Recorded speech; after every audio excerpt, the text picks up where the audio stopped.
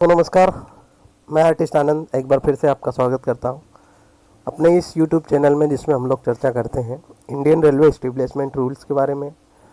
तो आज का टॉपिक है MC-16 पे, जो कि CGA अपॉइंटमेंट के ऊपर आया हुआ मास्टर सर्कुलर है रेलवे बोर्ड का। हालांकि उसके बाद बहुत सारे सप्लीमेंट्री सर्कुलर्स भी आ चुके हैं।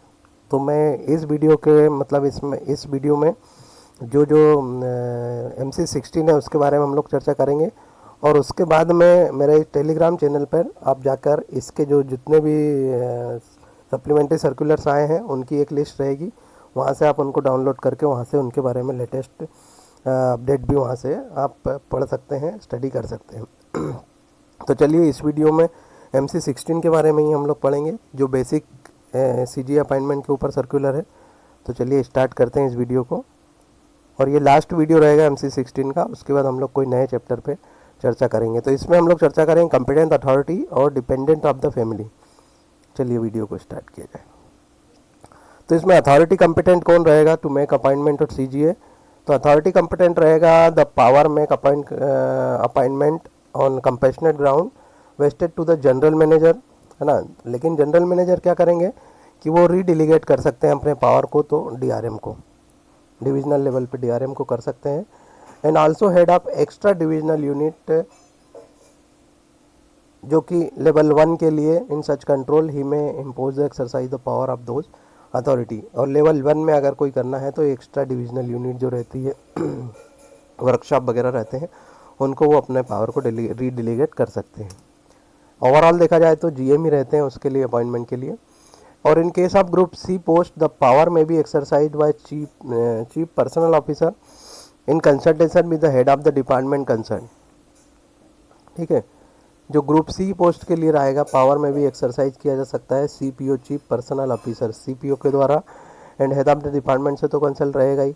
इन case of group D post, the power make appointment should be delegate to the DRM, divisional railway manager. Okay, तो ग्रुप D के लिए DRM रहेगा और ग्रुप C के लिए CPO को वही पावर रहेगी।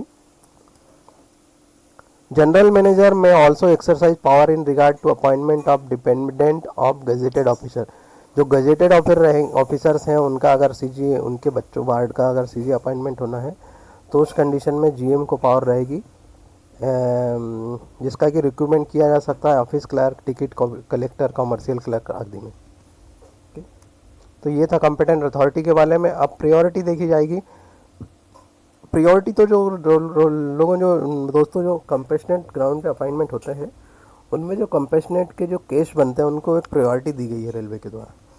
किस केस को किस प्रायोरिटी के साथ उसको उसका अपॉइंटमेंट देना है, तो उसी प्रायोरिटी के साथ हम लोग देख लेते हैं कि क्या क्या प्रायोरिटी किस तरह से बनेगी। The following should be the order of priority. ये जो ऑर्डर रहेगा प्रायोरिटी का, वो रहेगा उसका ऑर्डर।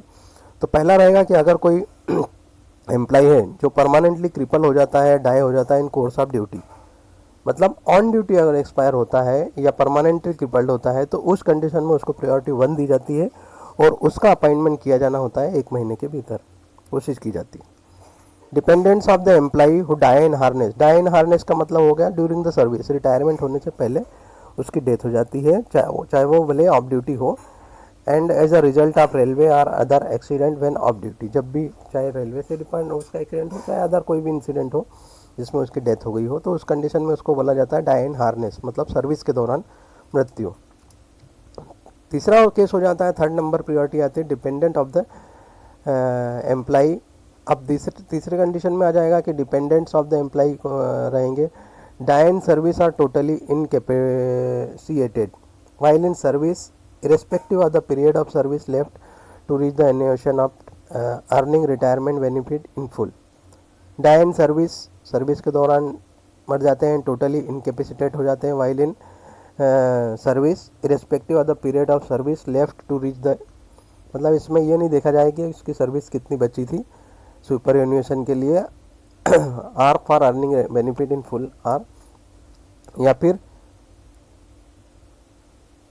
इसमें बी कंडीशन आ जाती है कि या टोटली डीकैटेगराइज हो गया था with less than 30 year of qualifying service, उसकी क्वालिफाइंग सर्विस 30 ईयर से कम हुई है for pensionary benefit and 30 year of the service of SC to PF। Dependents of the family who are medically decategorised, जो dependents है उनके family जो डिकेटराइड हो गई है with 30 year or more qualifying service for pensionary benefit, 30 year for service of SC to PF। अब इसमें आ जाएगा कि फोर्थ बी नंबर आ जाएगा इसमें कि for the proper enforcement of priority separate list should be maintain, proper list बनाई जाएगी, ठीक है। और मतलब अगर इसका देखा जाए तो थर्ड और फोर्थ में ये अंतर आ जाता है कि ऑल कैटेगरी डिकेटेगराइज हो जाएगा employee and less than 30 year of qualifying service, 30 साल से कम की अगर उसकी सर्विस है और अगर वो एक्सपायर होता है तो उसको प्रायोरिटी 3 दी हुई है। और who डिकेटेगराइज with 30 year or more qualifying, और जिनकी 30 साल से ज़्यादा क्वालिफाइंग सर्विस हो गई है उनको फोर्थ प्रायोरिटी दी गई है इसमें, ठीक है। तो सेपरेट मीन्स जो प्रायोरिटी वाइज इनकी लिस्ट जो केस बनाया जाएगा, जो फाइल किया जाएगा उसको प्रायोरिटी वाइज बनाया जाएगा, मतलब पहले वाली प्रायोरिटी को पहला नंबर दिया जाएगा, दूसरे को इस टाइप से। और the priority being from the date of eligibility, कब से एलिजिबिलिटी आ रही है उसके हिसाब से इसको प्रायोरिटी वाइज बनाया जाता है। और जो सभी अपॉइंटमेंट किए जाएंगे स्ट्रिक्टली उसी ऑर्डर में किए जाएंगे, अगर फर्स्ट प्रायोरिटी का तो 1 महीने में और और जहाँ पर कोई अगर स्पेशल कोई रीज़न आता है, it is felt necessary to depart from the authority list priority list and sanction of next higher authority, और उसके बाद उससे हायर अथॉरिटी से परमिशन लिया जाती है for the group C post, CPO से ली जाएगी ग्रुप सी पोस्ट के लिए। And must be attaining giving the ignoring the priority, अगर मान लो वहाँ पर प्रायोरिटी को इग्नोर किया जाता है तो उसमें डिटेल लिखा जाएगा क्यों इग्नोर किया जाता है। And the list of the person being back to the priority list such cases should be however be are rare, मतलब हालांकि इस टाइप से प्रायोरिटी को इग्नोर नहीं करना चाहिए, रेयर ही केस रहेगा, लेकिन अगर कुछ होता है तो उसमें विद द रीज़न इंडोर्स किया जाएगा और उसके CPO की परमिशन मतलब ली जाएगी, उनसे अप्रूवल लिया जाएगा, उसके बाद में जो है उसका अपॉइंटमेंट किया जाएगा for the group C post. तो यहाँ तक आई थिंक क्लियर हो गया होगा कि अगर प्रायोरिटी को छोड़ के जाना है तो CPO से परमिशन अप्रूवल लेना पड़ेगा ग्रुप सी पोस्ट के लिए। अब देख लेते हैं कि यहाँ पर कि एक compensation appointment is eligible and adjust suitable for the, अगर कोई एम्प्लाई है मतलब कोई कैंडिडेट है जिसको CGA पर अपॉइंटमेंट देना है और वो ग्रुप सी के लिए एलिजिबल है, मतलब उसका क्वालिफिकेशन ग्रुप सी के लिए है, उसे ग्रुप सी जो पोस्ट दी जानी है। लेकिन फॉर द टाइम बीइंग अगर मान लो कोई ऐसी वैकेंसी नहीं है कि ग्रुप सी में, तो उस कंडीशन में उसको ग्रुप डी में उस समय के लिए ग्रुप डी में पोस्टिंग कर दी जाएगी उसको, और उस पर एक रिमार्क लिख दिया जाएगा कि he is eligible for group C post and but due to the lack of vacancy he is appointed for the group D post, और ऐसा रिमार्क डालने के बाद में उसे अपॉइंट कर दिया जाएगा।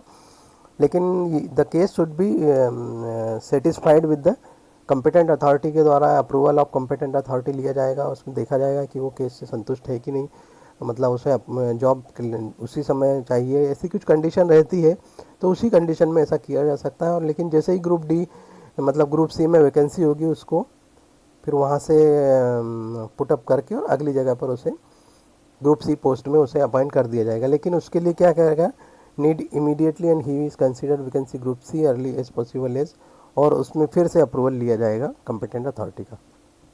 तो ये भी एक सिचुएशन बनती है, कभी डी में पोस्टिंग किया इंडोर्स करके कि ग्रुप सी के लिए एलिजिबल है, जैसे ही ग्रुप सी में वैकेंसी होती है उसे ग्रुप सी में ट्रांसफ़र कर दिया जाएगा।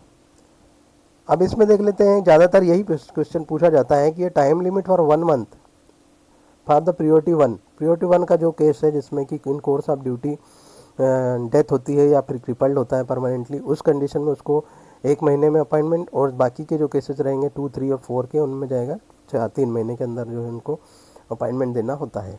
ये एक टाइम लिमिट दिया है, लेकिन it is depend on the vacancy available in the for the time being.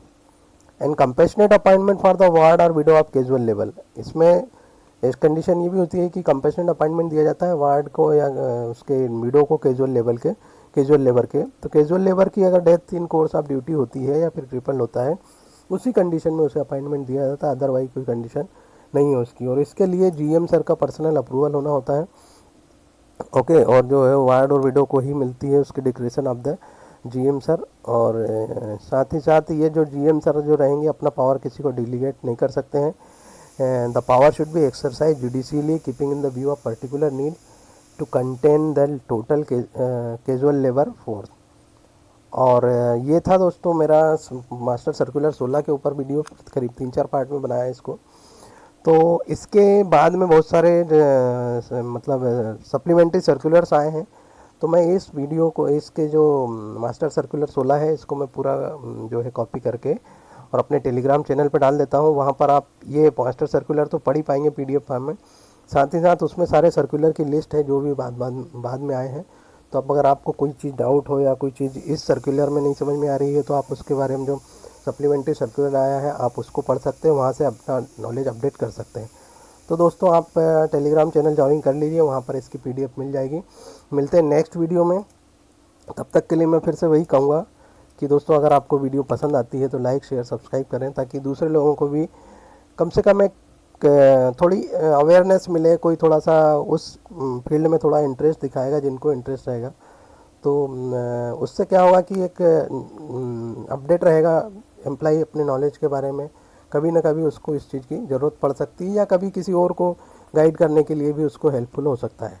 तो मिलते हैं नेक्स्ट वीडियो में, तब तक के लिए इसी तरह पढ़ते रहिए, और कुछ डाउट रहते हैं तो ज़रूर शेयर करिए, ताकि हम लोग मिलकर उस पर डिस्कस कर सकें। मैं भी कोई परफेक्ट नहीं हूँ कि मैं सारी चीज़ें जो है एकदम लेटेस्ट नॉलेज रख के बता सकता हूँ। तो मैं मेरे पास जो अवेलेबल सोर्सेज है मैं उनको पढ़ के और आप लोगों से साझा करता हूँ। इसी तरह आप भी अगर कुछ नई चीज़ मिलती है तो आप ज़रूर कमेंट करें, आपका स्वागत रहेगा। मिलते हैं नेक्स्ट वीडियो में, तब तक के लिए thanks for watching and God bless you all.